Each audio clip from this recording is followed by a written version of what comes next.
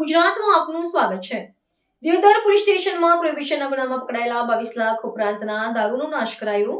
પોલીસની હાજરીમાં લુદ્રા ગામની સીમમાં દારૂ પર જેસીબી ફરી વળ્યું। દિયોદર પોલીસ સ્ટેશનમાં વિવિધ પ્રોહિબિશનના ગુનામાં પકડાયેલા વિદેશી દારૂનો લુદ્રા ગામની સીમમાં બુલડોઝર વડે નાશ કરવામાં આવ્યો હતો।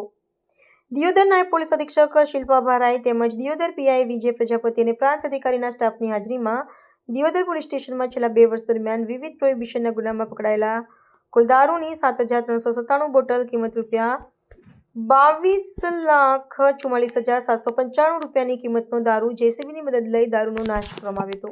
રોજ દિયોદર પોલીસ સ્ટેશન ખાતે નોંધાયેલા અલગ અલગ કુલ 22 ગુનાઓનો પ્રોહિબિશનનો મુદ્દામાલ કે જેનો નાશ કરવા માટે લુદ્રા ગામની સીમની જગ્યા પસંદ કરવામાં આવેલ હતી અને ત્યાં આગળ એસડીએમ સાહેબશ્રી તથા તેમનો સ્ટાફ અને નશાબંધી ખાતાના અધિકારી સાહેબશ્રી તથા ડીવાયએસપી અને પીઆઈ સાહેબ આ બધાની હાજરીમાં અન્ય સ્ટાફ સાથે હેન્ડ રોલર અને જેસીબીની મદદ વડે કાયદેસરની કાર્યવાહી કરી અને બધો મુદ્દામાલ ગોઠવી અને તેનો આજે નાશ કરવામાં આવેલ છે। જે પૈકી કુલ 7,397 બોટલ મુદ્દામાલનો હતો અને તેનો નાશ કરેલ છે અને કુલ 22,44,795નો આ મુદ્દામાલ હતો।